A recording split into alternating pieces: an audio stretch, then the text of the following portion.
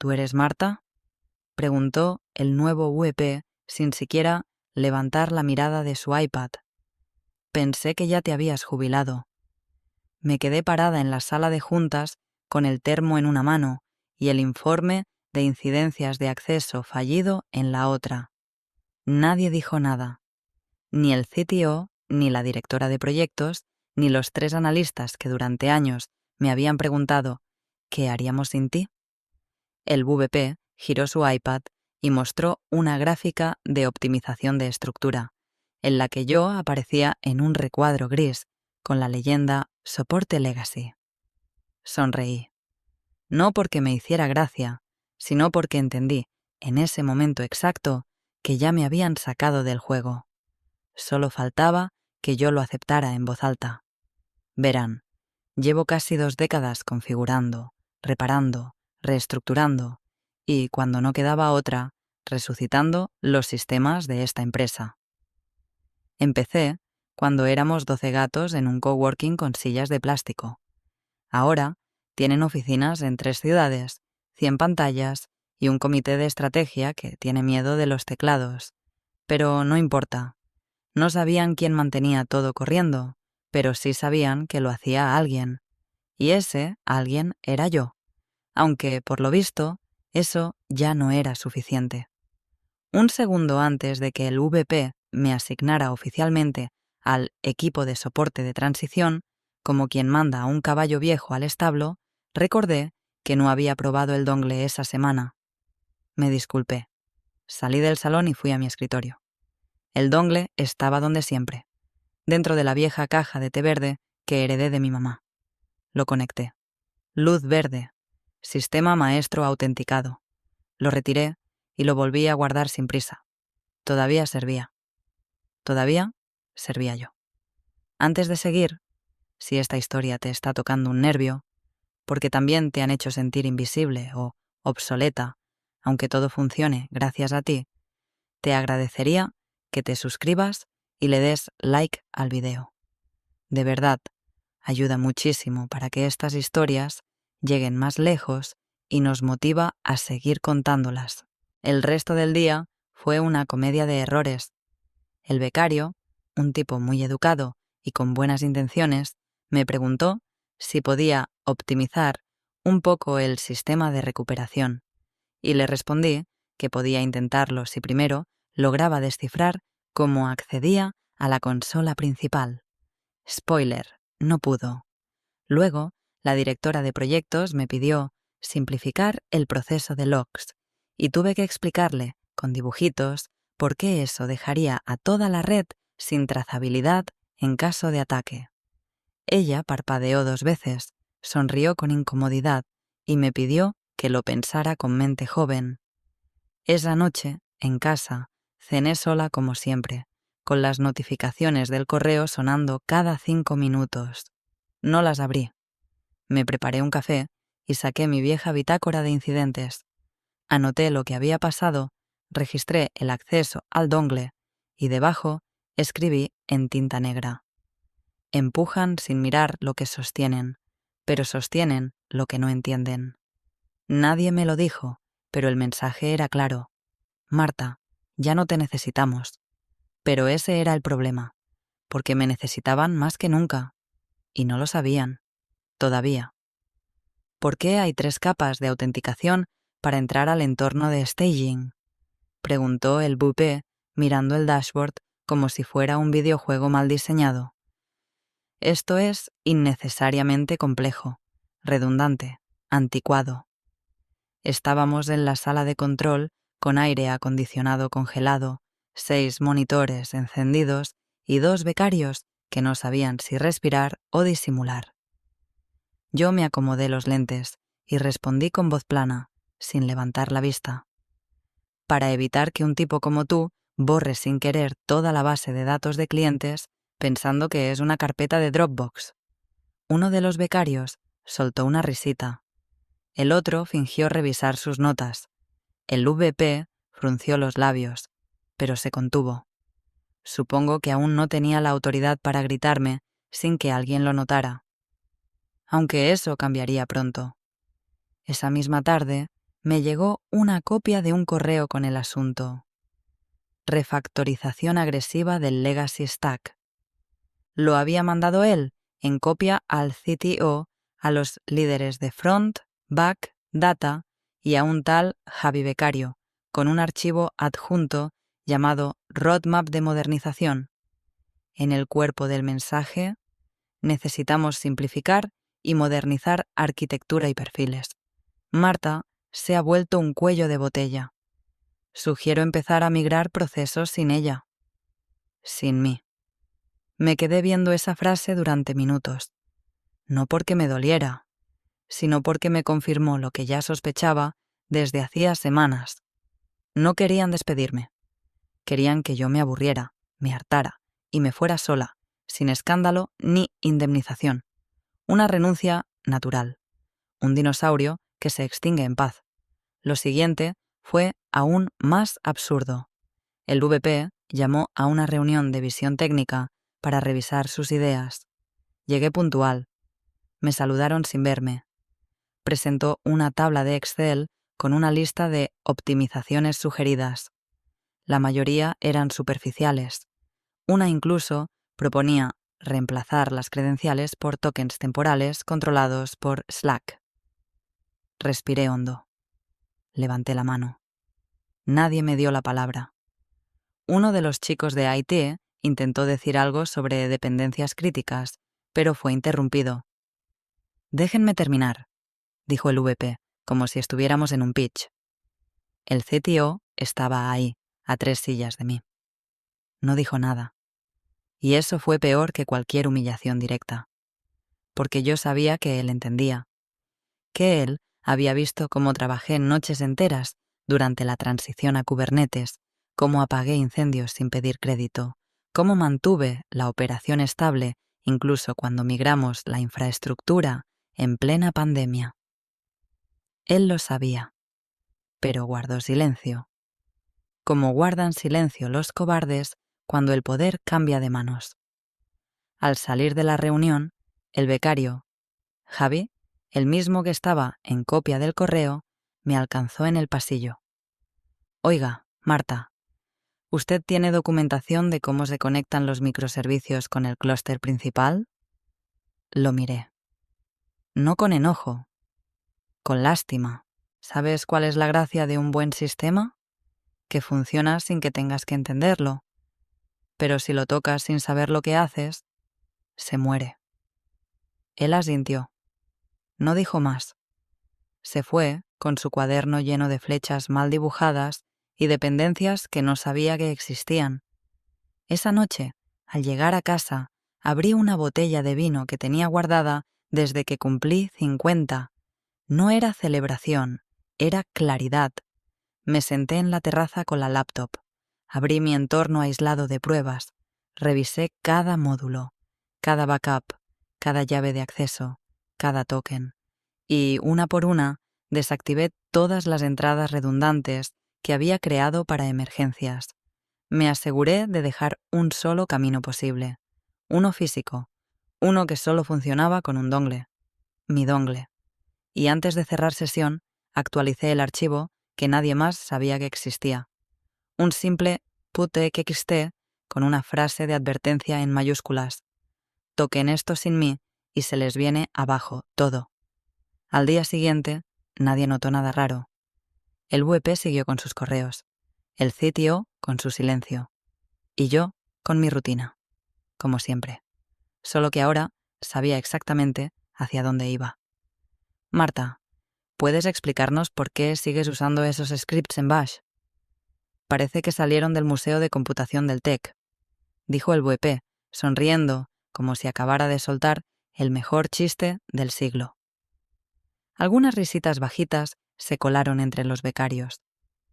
El CTO giró el rostro, incómodo. Nadie dijo nada más. Yo tampoco.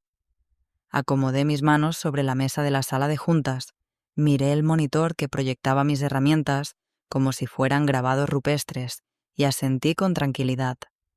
Me había quedado claro. Esta reunión no era para discutir mejoras. Era un linchamiento público disfrazado de brainstorming. El OVP No quería modernizar nada. Quería validación. Quería que todos vieran que él tenía el control ahora, que el tiempo de los dinosaurios se había acabado, y yo, que había documentado cada error, cada caída evitada por segundos, cada parche silencioso aplicado sin crédito alguno, entendí, por fin, que no había retorno. Ya no se trataba de aguantar, se trataba de cerrar con dignidad. No tengo comentarios, dije, tranquila, y anoté una línea más en mi cuaderno de papel, ese que nadie nunca pidió revisar. Cuando terminó la reunión, el VP se acercó a mi escritorio.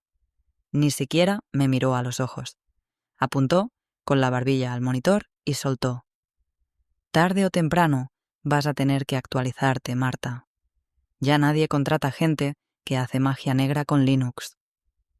Me limité a sonreír.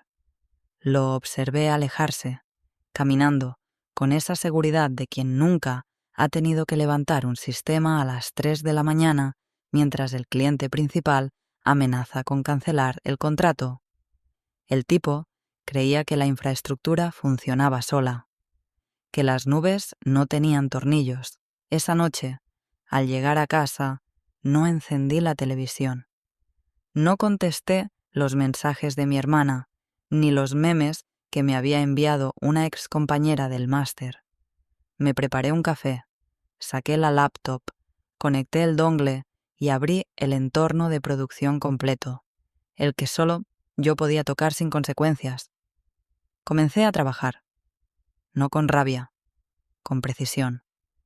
Compilé una versión definitiva de respaldo, cifrada con doble autenticación y encriptación por hardware, que no dependía de servidores externos. Reorganicé los scripts de emergencia y desactivé los accesos temporales que se habían creado para monitoreos experimentales. Todos esos atajos de niños jugando al sysadmin. Todos eliminados. Dejé activas solo las rutas limpias, las mías. Cerré cada panel con método quirúrgico. Verifiqué logs, actualicé firmas, validé checksums. Y cuando el reloj marcó las 03:17, abrí mi bitácora digital, esa que jamás subí a la nube por seguridad. Tecleé la última entrada. Finalizado. Que sobrevivan sin plano. Guardé el archivo en una unidad externa, la misma donde tengo las fotos de mi hijo de pequeño y una copia escaneada de mis cédulas. Cerré la laptop. Respiré hondo. La decisión no fue un impulso, fue una conclusión lógica. Si me quedaba, iba a terminar siendo cómplice de una demolición innecesaria. Si me iba sin preparar esto, los dejaba con herramientas, sí, pero también con riesgos. Así que opté por una tercera vía, la salida perfecta. Que todo siguiera funcionando. Hasta que ya no. Al día siguiente, caminé por la oficina con la serenidad de quien ya no necesita convencer a nadie. Respondí correos, corregí un par de rutas, saludé a los de soporte con una sonrisa verdadera. Ya no esperaba reconocimiento. Solo esperaba el momento de entregar mi carta y devolver la tarjeta de acceso. Nadie sospechó nada. Pero mi paz ya no era resignación, era control. Llegué 15 minutos antes de que empezara la reunión de staff. No porque me hiciera ilusión, sino porque quería ver sus caras sin prisas. Llevaba la carta de renuncia impresa en papel marfil, con el membrete antiguo de la empresa que aún guardaba en una carpeta olvidada. En la otra mano, mi caja. Una simple caja de cartón reciclado, tamaño zapato, con una etiqueta que decía personal. El VP estaba en la sala, tomando café de cápsula como si le hiciera un favor al mundo. Sonrió, apenas me vio, pero fue esa sonrisa hueca de quien ya se cree ganador sin saber las reglas del juego. ¿Qué es eso?, preguntó, señalando la caja. No respondí. Primero le entregué el sobre. ¿Es una solicitud de vacaciones o finalmente se rinde la guardiana del castillo?, dijo con tono de triunfo mal disimulado. Es mi renuncia, dije, clara, sin bajar la mirada. Efectiva al cierre del día. El CTO levantó la vista desde su laptop. No dijo nada, pero su ceja derecha tembló. Él sabía. Tal vez no todo, pero lo suficiente para sentir que algo importante acababa de soltarse del muro de contención. ¿Renuncia? ¿Así de fácil? El VP se recargó en la silla, entre divertido e incrédulo. ¿De verdad cree que alguien contrata a mujeres de su edad? Tal vez en un museo de cómputo, si lleva su propio abaco. No respondí. Me limité a sonreír. No con sarcasmo, con certeza. ¿Y qué hay en la caja? Insistió, como quien quiere humillar hasta el último segundo. Di un paso al frente, la coloqué suavemente sobre la mesa de centro de la sala y respondí sin subir la voz. El dongle de acceso principal a nuestras instancias en la nube. El silencio fue inmediato. El CTO giró la cabeza tan rápido que se le cayó el bolígrafo. Me miró fijamente.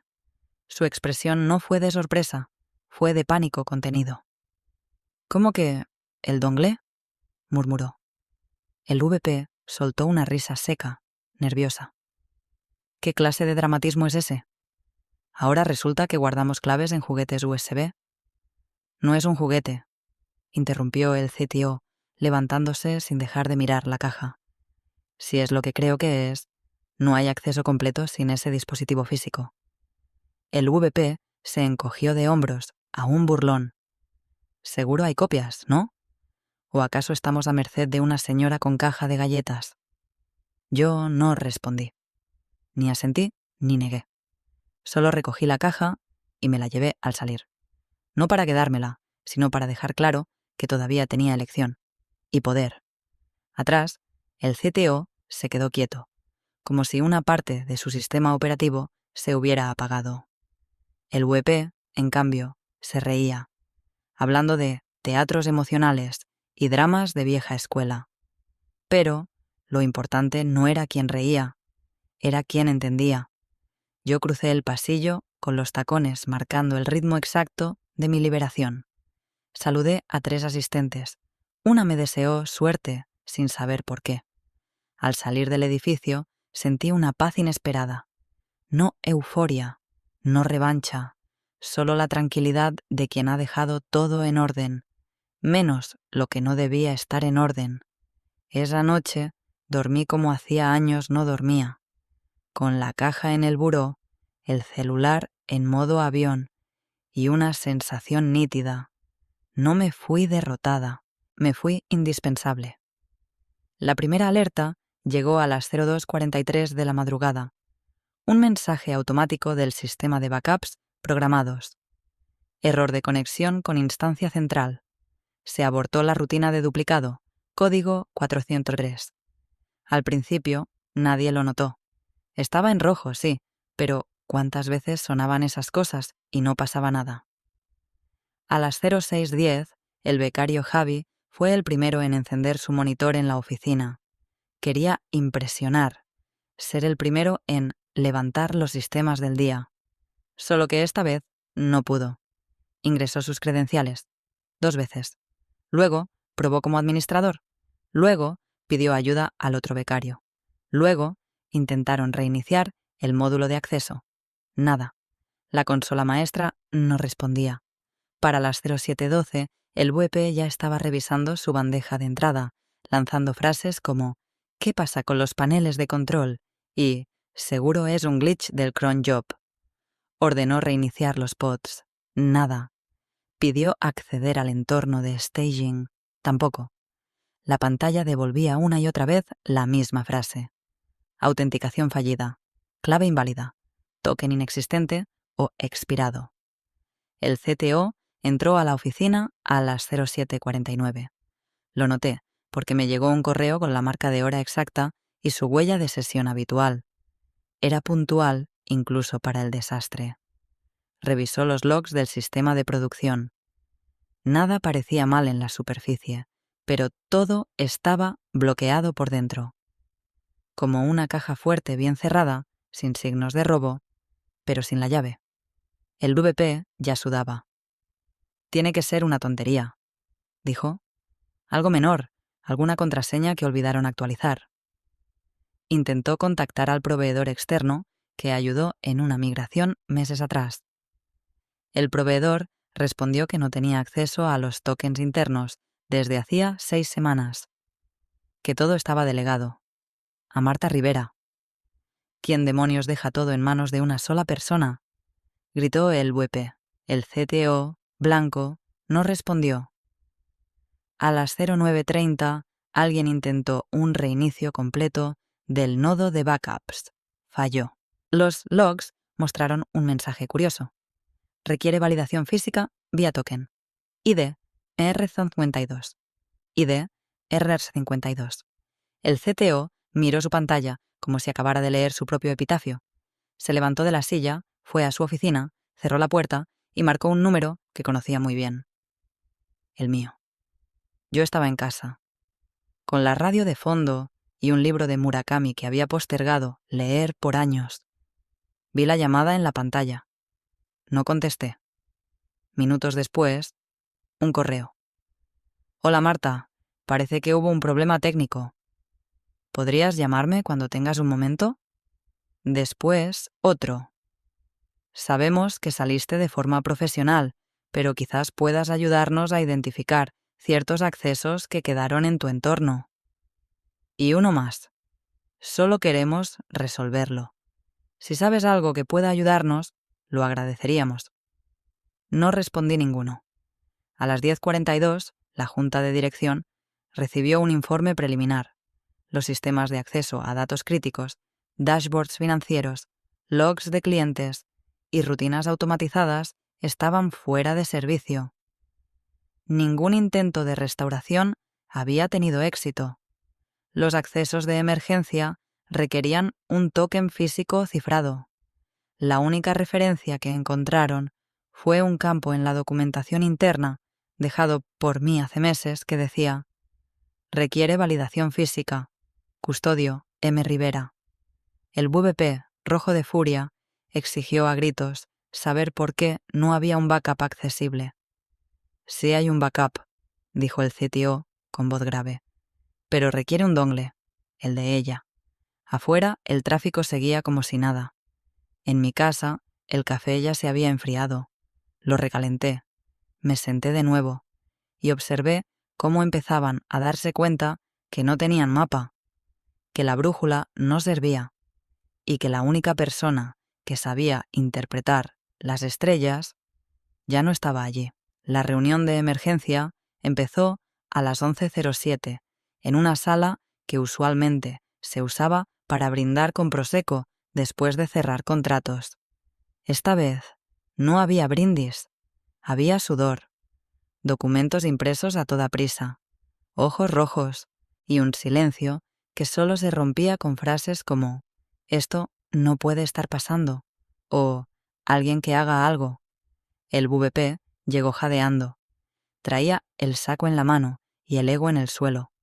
Al ver la pantalla principal, esa que solía mostrar los KPIs de usuarios activos, uptime y conversiones, solo encontró un mensaje girando en loop. Access Module Unavailable.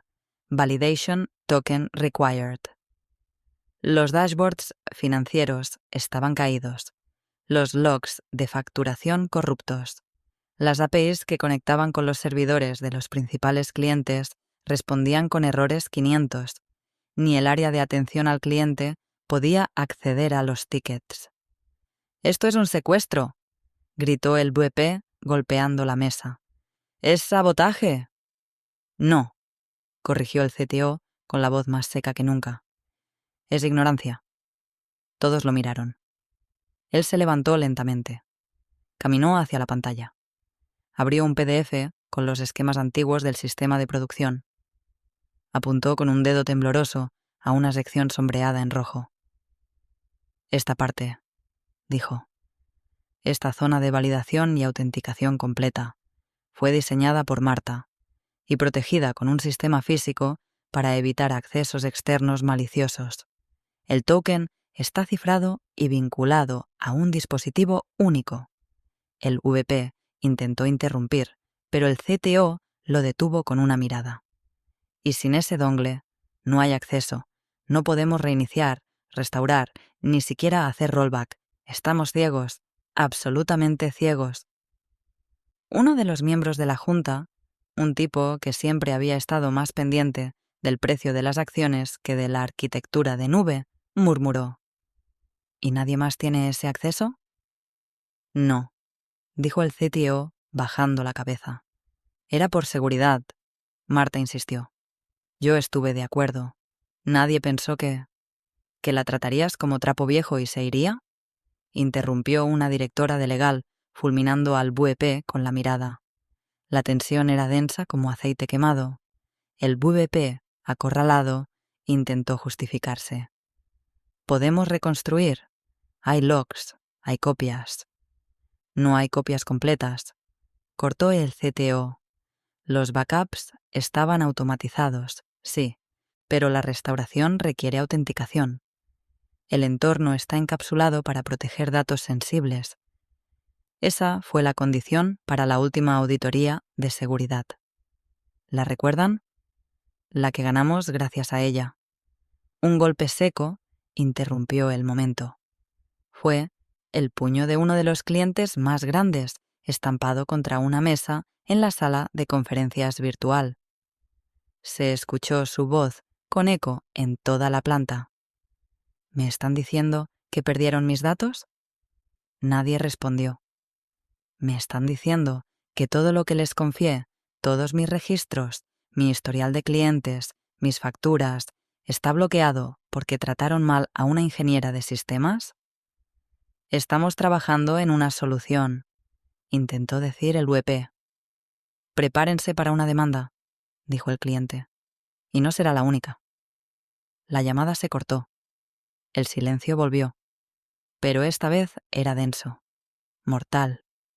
Mientras tanto, yo revolvía mi café con una cuchara de cerámica en una terraza llena de plantas.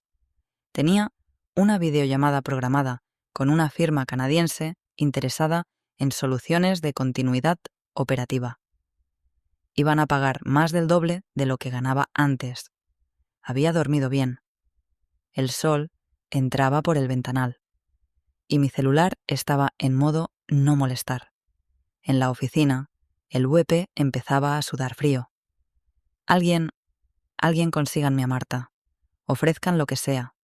El CTO negó con la cabeza. No es así como funciona, no con ella, y si la conocieras, sabrías que ya es tarde. De fondo, comenzaron a sonar notificaciones automáticas. Nuevo error detectado. Imposible sincronizar con endpoint externo. Falla crítica. La Junta pidió una sola cosa. Un informe completo, y nombres. Queremos saber quién permitió esto. Y así, mientras se gestaba la tormenta perfecta, yo daba el primer sorbo a mi café. Estaba amargo, pero tenía dignidad. El mensaje del CTO llegó a las 08:12 de la mañana siguiente. Corto, formal, lleno de puntos suspensivos donde antes había soltura.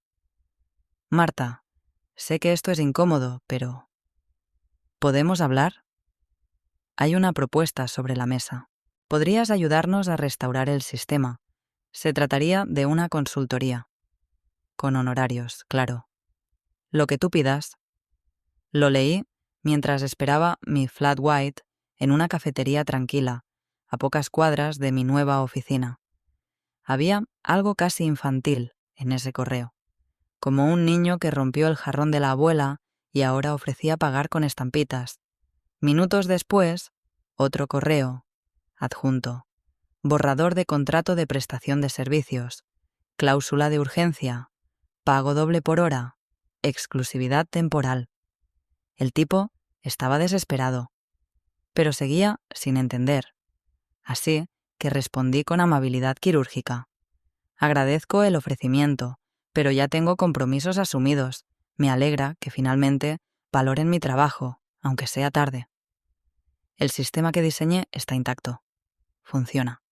No fue sabotaje, fue protección. Lo advertí muchas veces. Y como bien sabes, el dongle no es un archivo. No se envía por correo, no se presta. Es como un pasaporte, intransferible. No hubo respuesta, solo silencio. Un silencio que se estiró como alambre tenso por horas, días incluso. Pero yo no tenía prisa. En mi nueva oficina, un espacio sencillo pero mío, con estanterías de metal, una pizarra blanca y olor a pintura fresca, guardé la caja de cartón dentro de un cajón con llave. No por rencor, por orden. Porque si algo aprendí en todo esto, es que el poder no siempre hace ruido. A veces solo se encierra y espera.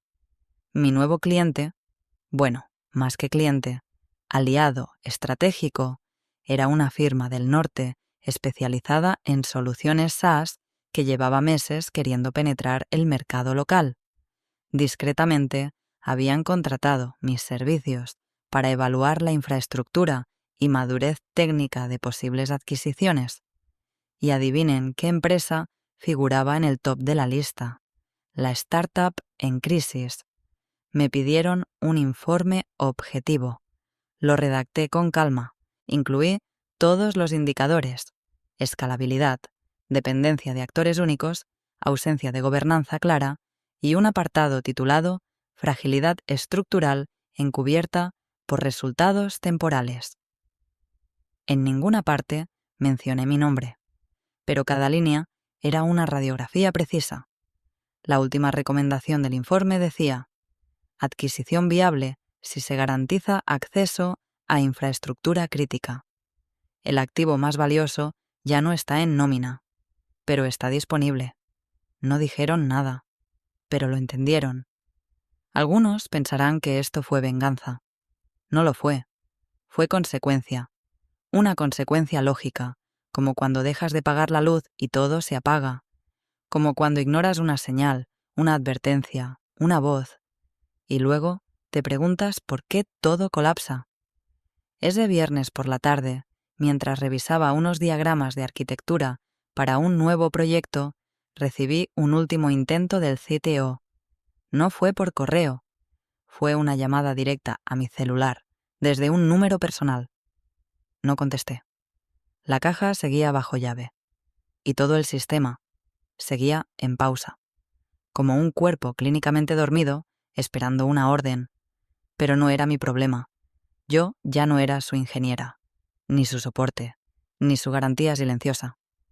Yo era quien tenía el pasaporte.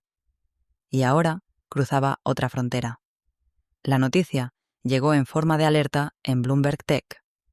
Firma canadiense lanza oferta de adquisición sobre startup latinoamericana en crisis de infraestructura.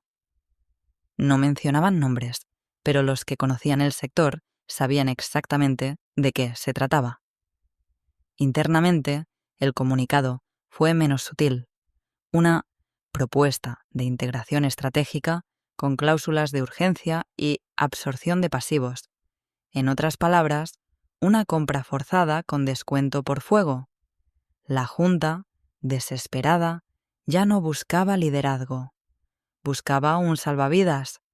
El VP, que hasta hacía 3 semanas se burlaba de los diagramas prehistóricos que yo usaba, fue removido en una sesión cerrada. Lo supe porque uno de los becarios me escribió desde una cuenta personal. Lo sacaron. No hubo aplausos, solo un silencio incómodo. El CTO no esperó a que lo removieran. Presentó su renuncia voluntaria, tal vez por vergüenza, tal vez por no ser capaz de mirar a nadie a los ojos sin pensar en lo que dejó pasar. Los accionistas votaron por mayoría. La adquisición se firmó en menos de 5 días. El contrato incluía una cláusula muy específica. Se dará prioridad a la continuidad operativa bajo liderazgo técnico de la persona responsable de la arquitectura actual del entorno crítico. No decían mi nombre. No lo necesitaban. Fui contactada por el equipo legal del holding canadiense el mismo lunes por la mañana.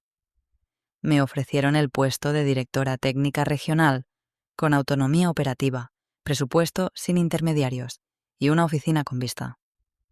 Acepté sin entusiasmo. No porque no me importara. sino porque la validación ya no era una necesidad, era una consecuencia.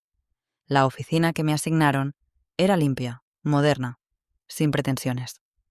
Lo primero que hice fue trasladar mi caja, sí, esa caja de cartón reciclado, al estante del fondo.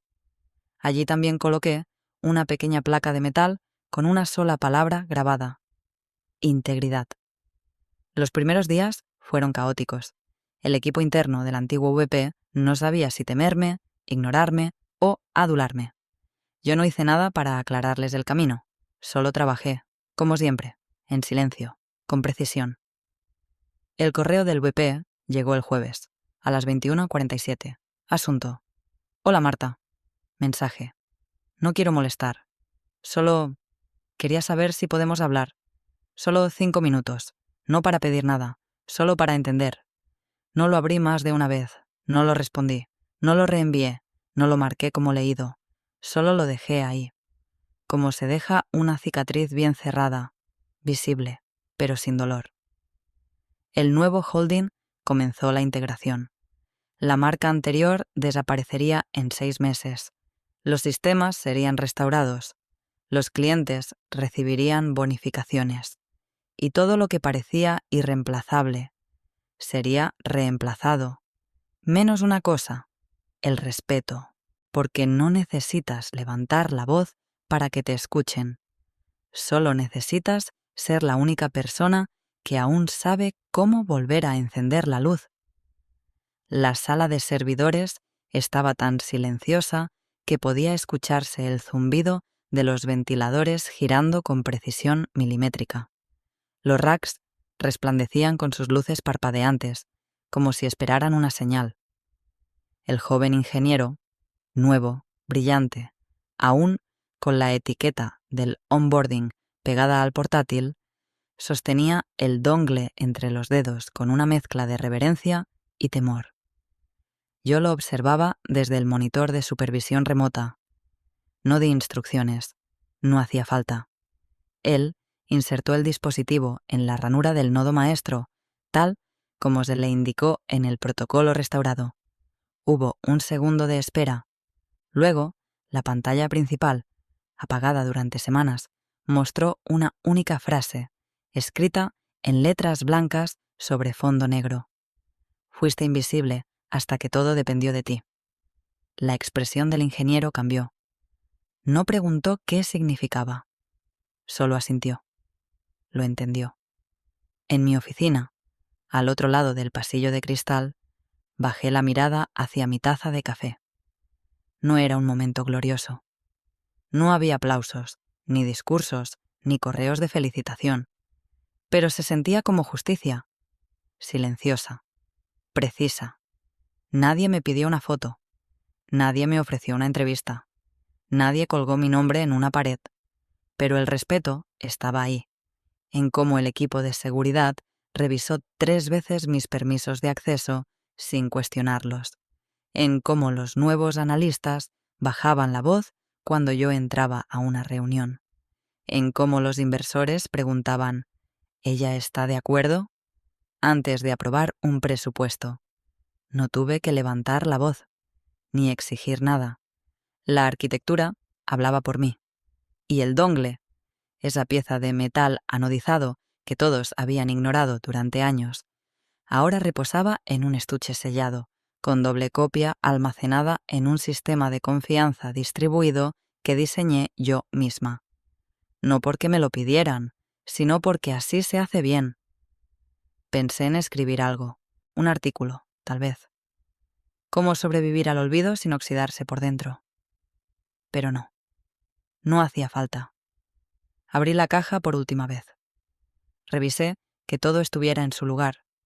La tarjeta de acceso antigua, mi bitácora impresa, un recorte de periódico del día que lanzamos el primer servidor, y el dongle de respaldo, etiquetado con cinta adhesiva y mi inicial.